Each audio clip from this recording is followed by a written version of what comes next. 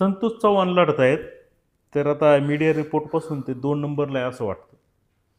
1 नंबरला गुलाब पारखे, 2 नंबरला संतोष चव्हाण आणि 3 नंबरला भाजपचे उमेदवार आहेत. असं मीडिया रिपोर्टमध्ये जिथं फिरलो वगैरे ते लोक सांगतात. आता आम्ही आज दिवसभर मतदारसंघात फिरलो कुसूर गटात. मी एक ऑब्झर्वेशन केलंय. संतोष चव्हाण ज्या लोकांपर्यंत गेलो तर संतोष चव्हाण हे प्रत्येकाच्या घरोघर पोहोचणारा एकमेव उमेदवार आहे. म्हणजे प्रत्येकाच्या घरोघर संतोष चव्हाण पोहोचलेत असं माझं मत आहे. म्हणजे मतदाराला बाबा मला मतदान करा म्हणायला. तसे हे 2 उमेदवार पोहोचलेले नाही प्रत्येकाच्या घरोघर. आता ते का पोहोचले नाही, तेवढी एनर्जी पण लागते, पळलं पाहिजे. निवडणुकीच्या काळात जर तुम्ही मतदारांपर्यंत पोहोचू शकत नाही तर भविष्यामध्ये 5 वर्ष ह्या साधारण 1 लाख लोकांचं नेतृत्व करणारा उमेदवार कसा पाहिजे. उद्या आपण असं गृहीत धरू रात्री 3 वाजता एखाद्याचा ॲक्सिडेंट झाला आणि तिथं धावपळ करायची गरज आहे, तर मग आपल्याला उमेदवार कसा पाहिजे हे मतदारांनी ठरवलं पाहिजे. मी याच्यावर कोणावर टीका नाही करत. म्हणजे आशाताईंचा मी आदर करतो, गुलाबशेठ पारखेंचाही मी आदर करतो, संतोष शेट यांचा आदर करतो. पण ह्या मतदारसंघामध्ये काम करणारे सगळेच असतील पण धावणारा पाहिजे ना. तर मला संतोष चव्हाण दिसतात. मी मित्रमंद आहेच ते, त्याबद्दल नाही माझ्या मनात शंका काय. पण उगाच मित्र आहे म्हणून मी त्यांचं कौतुक करतोय असंही नाही. ह्या मतदारसंघामध्ये भविष्यामध्ये मीनाखोऱ्यामध्ये जर नेतृत्व पाहिजे तर मी संतोष चव्हाणांकडे पाहिल्यावरती नेहमी मला शरदराव लेंडे आणि भानुदास गाडवे यांचं प्रतिबिंब दिसतं संतोष चव्हाणांकडे. हे भविष्यातले शरदराव लेंडे आणि भानुदास गाडवे संतोष चव्हाण. म्हणून ह्या खोऱ्यामध्ये जर तुम्हाला नेतृत्व करायचं असेल, पुढे नेतृत्व न्यायचं असेल तर संतोष चव्हाणांना जनतेने पसंती दिली पाहिजे. आता सध्या तिथं जो राडा दिसतोय म्हणजे एक तर तांबे वारोचं चालू आहे, 2 नंबरला हा कुसूर सावरगावमध्ये आताच आरोप केले की खंडणीच्या गुन्ह्यामध्ये अडकला होता, मी सोडवला, मी पोलिसांना सांगून हे केलं, अमकेकडून मिटवलं, असं झालं. कार्ट कोण म्हटलं? आशाताई बुचके. बरं, कोणाला सोडवलं? गुलाब पारखेंना. गुलाब पारखेंना सोडवलं खंडणीचे. आता हे जे आरोप प्रत्यारोप हे जे आता चालू आहे त्याच्यामध्ये, आता हे दोघांमध्येच चालू आहे. म्हणजे आशाताईंनी आता आशाताईंनी आरोप केले यांच्यावर, गुलाब पारखेंवर. मग आता सध्या सगळं केंद्रबिंदू काय झालंय, 2च. तसं संतोष चव्हाण काही चर्चेत काय फारसे दिसत नाही. कसं पाहता? नाही तर आशाताईंनी आज मान्य केलं का गुलाब पारखेंनी खंडणी घेतली ती? हा, मग आता तसंच ते कधी आज मान्य केले म्हणजे आश्चर्य. पण मग त्यांनी कशी काय मदत घेतली खंडणी घेणाऱ्या माणसाला? त्यांच्या मुलांनी असं म्हणजे त्या म्हणतायत की त्यांच्या मुलांनी माझ्याकडे विनंती केली म्हणून मी मदत केली. मी कोणत्या तरी राम कदम वाटतं आमदार आहे त्यांच्या माणसाला बोलवलं किंवा काही पोलीस अधिकारी काहीतरी नाव घेतलं, त्यांना आम्ही मॅनेज केलं, काय असं काहीतरी बोलल्या. फिल्डिंग लावली, फिल्डिंग लावली का काय असं काहीतरी बोलल्या त्या.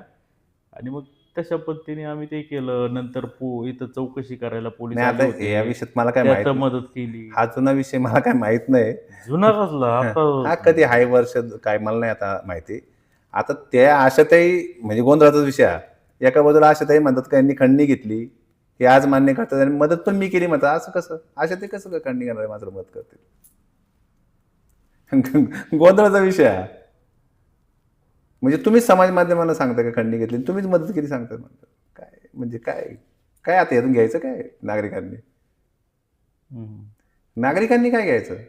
तुम्ही खंडणी घेणाऱ्या माणसाला मदत करताय, तुम्हीच सांगताय समाजाला. आता त्यांनी खंडणी घेतली का नाही मला माहीत नाही, हा विषय मला माहीत नाही. जर तसं तुम्ही सांगतात त्यानुसार माहिती असेल, मी ती बाईट तपासून पाहतो काय ते. तर मोठा गोंधळाचाच विषय. मतदारसंघात कसं काय असेल? म्हणजे आज त्यांनी इतक्या वर्षांनी कबूल केलं म्हणजे इतक्या वर्ष त्यांनी का नाही सांगितलं समाजाला का असं असं चुकीचं केलं यांनी? त्यांनी असाही आरोप केला की मी याच्यासाठी म्हणजे त्यांच्यासाठी मतदारसंघ सोडला. हो, त्यांचा वैयक्तिक विषय ना का सोडला तो, त्यांचं काय इंटरेस्ट आहे आता आपल्याला काय माहिती. कसं पाहतो वैयक्तिक इंटरेस्ट आहे नाही. आता हे जे सुरू आहे या ठिकाणी, जे आरोप प्रत्यारोप. हां. हे जे युद्ध चाललंय ना, माझ्या मतदारसंघातल्या तमाम जनतेला विनंती आहे, एक चांगला चेहरा, चांगला स्वभाव, लोकांना मदत करायची आहे, तरुण आहे, अजून 20-25 वर्ष ॲग्रेसिव्हली चांगलं काम करू शकतो, मॅच्युअर्ड आहे. अशा माणसाला संधी देऊन हा विषय संपवून टाका या मतदारसंघातले. हं. असे जनतेला माझं आव्हान आहे. तुम्हाला जर भविष्यात पुढं हा मतदारसंघ पुढे न्यायचा आहे किंवा स्टँडिंग आमदार आहेत, त्यांची मदत होईल. या माणसाला भविष्य आहे संतोष चव्हाणांना.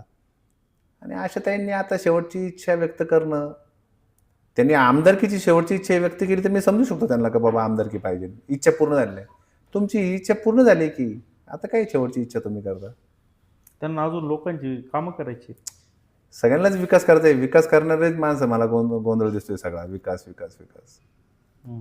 नवीन मुलांना संधी भेटली पाहिजे. हं, हं. संतोष शेटकडं बरं ते स्किल नसेल. स्वतः पद नसताना त्यांनी शरदांच्या माध्यमातून एवढी कामं केली मतदारसंघात. एक तर त्यांच्याकडनं अपेक्षाच करणं चुकीचं आहे का तुम्ही हा प्रश्नच चुकीचा आहे का संतोष शेट चव्हाण यांनी या मतदारसंघात काय काम केलं? हा प्रश्नच चुकीचा आहे. त्यांच्याकडे पदच नाही कुठं तर काय काम करणार? ते काही पद नसताना शरदांच्या माध्यमातून एवढी कामं केली हे ते कौतुकच पद आहे. बरं आता तुम्ही आहेत तिकडचे पिंपळवंडीचे, तुम्ही इकडं आले प्रचार करायला. मग कसं?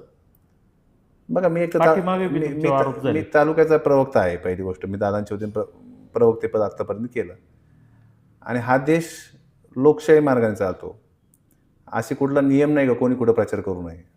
आता आशाताई सुद्धा इतर गटात प्रचार केलाच ना आशाताईंनी किंवा गुलाबशेठ पारखेंनी सुद्धा इतर गटात प्रचार केला असेल. एक मित्र म्हणून आम्ही 4 मतं मागू शकतो.